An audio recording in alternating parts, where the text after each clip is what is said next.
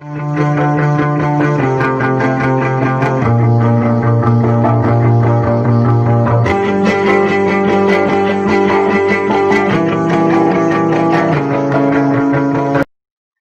next topic is the action of magnets on current carrying wire.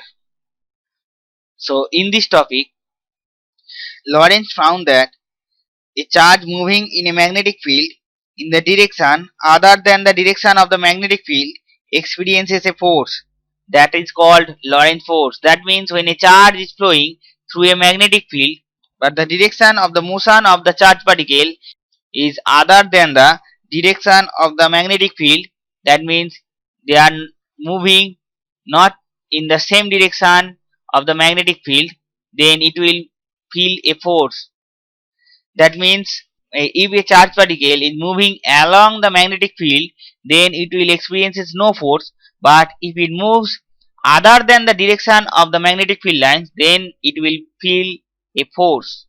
So this type of force is known as Lorentz force. Since charge in motion constitute currents, therefore a conductor carrying current placed in a magnetic field in the direction other than the direction of the magnetic field will also experience a force, and that can produce the motion in the conductor. And this experiment will demonstrate the phenomena.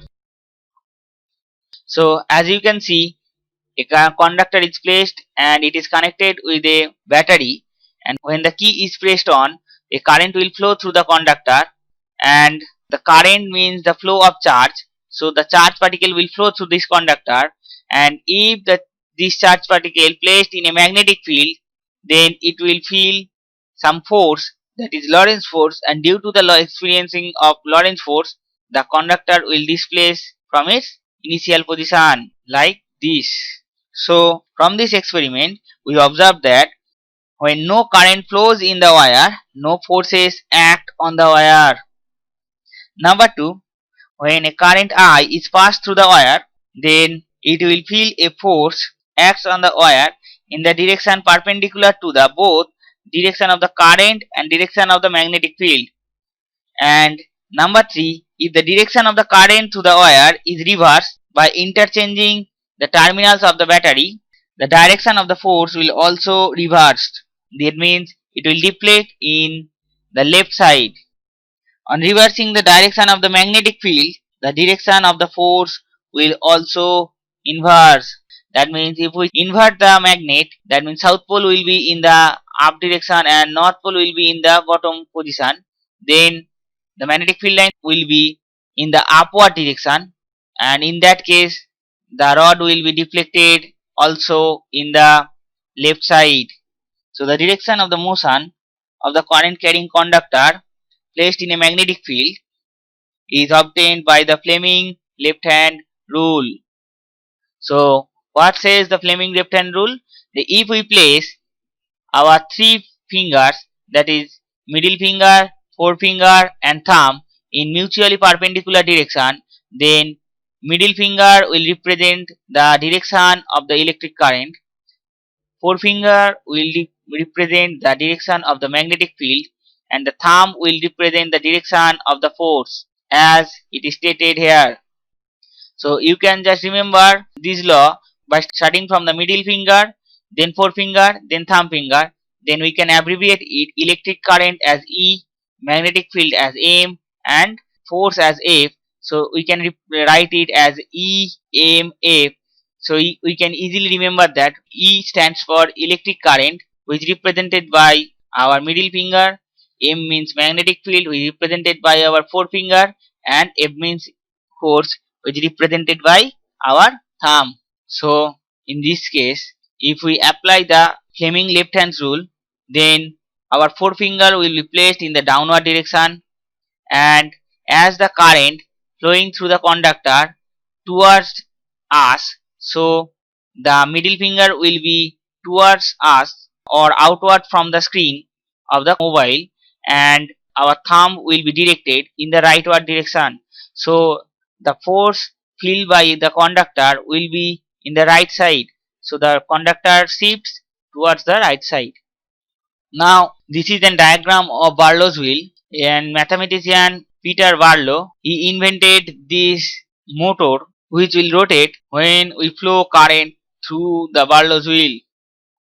So in this figure you can see that the wheel is placed in between a magnet, and in this figure the magnetic field is from north to south, that means outward from the screen of the monitor, and the current will be flowing through this metallic stand. So the current will be in the downward direction and the thumb of our left hand will be in the left direction. So the wheel will feel a force in the left direction. That means if we connect the Barlow's wheel or the stand with V point, and A point is connected with the Mercury tab which is placed in between these two poles in a manner that one tooth of the Barlow's wheel can be dipped into a Mercury while rotating. So the Mercury tab is connected to the A point, and if we connect these two terminals A and B with a battery, then a current will flow through point B to the stand. Via the stand, the current is flowing into the metallic wheel, and as the metallic wheel touches the mercury in the tab, as mercury is a metallic conductor, so it can conduct electricity, and the mercury is also connected with the point A, so there is a closed loop and the current will flow through the metallic conductor. So when the current is flowing, the bottom point of the conductor will feel a force in the left direction, and hence the wheel will move in a clockwise manner. Now in this case you can see that when a teeth of the wheel will dip into the mercury, it will feel a force, and after feeling a force it will move up, and due to this the connection is discontinued, and due to this no current will flowing through the wheel. But due to the inertia of motion, the wheel continues to rotate, and during this rotation the next wheel or next teeth of the wheel will dip into the mercury, and the connection again closed, and due to this a current will again flow through the conductor, and the next teeth will also feel a force and it will move up due to the rotation, and the connection will again discontinued, and due to the inertia it will continue rotation, and the next teeth again dipped into the mercury tab, and in this manner the rotation will continue. And this is the simplest form of motor in which we can see the rotation of a current carrying conductor. Now working principle of Barlow's wheel. Due to the action of the magnet on a current carrying conductor, a force acts on the conductor, and under the influence of this force a wheel rotates continuously in the Barlow's wheel, and in this instrument electrical energy is converted into mechanical energy, and this question frequently come in the exams, so you must remember that the working principle of the Barlow wheel. Now working principle of the electric motor and the Barlow wheel are same, and the amount of force filled by a electric motor is given by the equation VIL, or V is the magnetic field. That means if we increase the strength of the magnetic field, then it will increase the force on the current carrying conductor, and the force on the current carrying conductor also depends on the amount of current flowing through the conductor and also on the length of the conductor. Now this is the working of the motor. So V1 is connected in at first split ring S1, and V2 is connected with the split ring S2. As you can see, due to this connection a current will flow in this circuit from A, B, C, D, and as BC and AD are parallel to the magnetic field, as the magnetic field is from north to south as shown in this figure, so these BC and AD are parallel to the magnetic field lines, so no force will be exerted on these two arms, but in the arm AB and CD a force will exert. So according to Fleming left hand rule, the force on the AB arm will be in the upward direction, and in the CD arm will be in the downward direction. Due to the forces on the arm AB and CD being equal and opposite, they form clockwise couple, due to which coil begins to rotate such that the arm AB comes out and CD goes in, as shown in here. When the coil reaches the vertical position after 90-degree rotation, momentarily there is no contact between the brush B1 and the split ring S1, or between brush B2 and split ring S2, because the commutator split ring or split ring commutator will also rotate with the coil. So after rotation of 90-degree, these 2 points will be in contact with the brush B1 and B2. So there will be no connection, as there is a gap between the 2 commutator. So at that moment, no current will flow through the coil, and thus no force will act on the coil. Due to the inertia of the motion, the coil continues its rotation.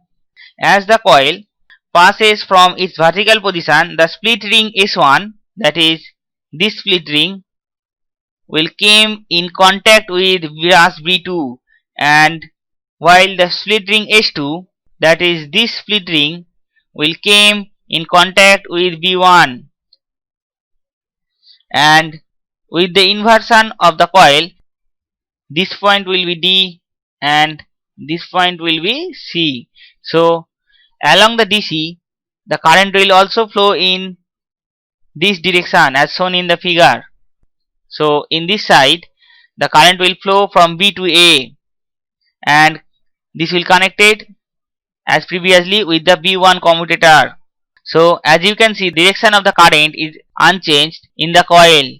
Hence the force in the DC arm will also be in the upward direction, and in the BA arm will be in the downward direction, and due to this the rotation will continue.